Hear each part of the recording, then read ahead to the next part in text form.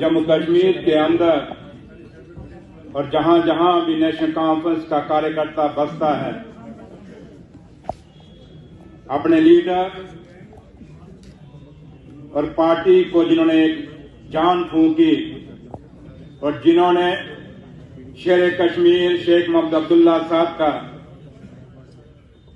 जो विजन, जो सोच थी, आगे बढ़ाया, जनाब नजीब शेख साहब का हम 10वीं बरसी यहां मना रहे हैं और उसी सिलसिले में हम सब यहां पे इकट्ठे हुए हैं। नेशनल कॉन्फ्रेंस वो जमात है जिसने जम्मू कश्मीर के अंदर नहीं बल्कि हिंदुस्तान और देश और दुनिया के अंदर जम्मू कश्मीर के लोगों का हमेशा सिर ऊंचा किया है।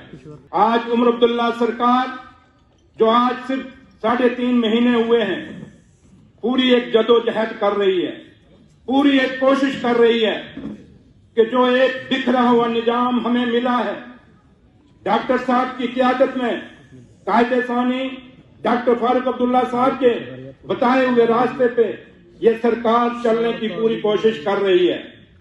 हम जानते हैं कि आप भी जानते हैं हमारे आगे मुश्किलें और मुसीबतें बहुत हैं।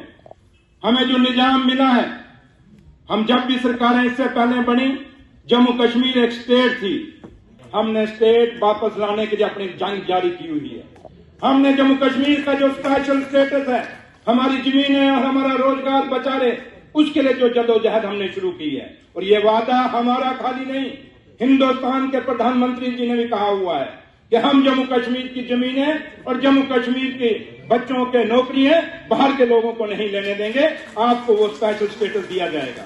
हिंदुस्तान के होम मिनिस्टर साहब ने भी कहा है। और आज के इस दिन से हम अपने लीडरों को श्रद्धांजलि देंगे, उसके साथ साथ ये उम्मीद भी करेंगे कि जो वादे हमसे किए गए हैं वो वादे निभाए जाएंगे।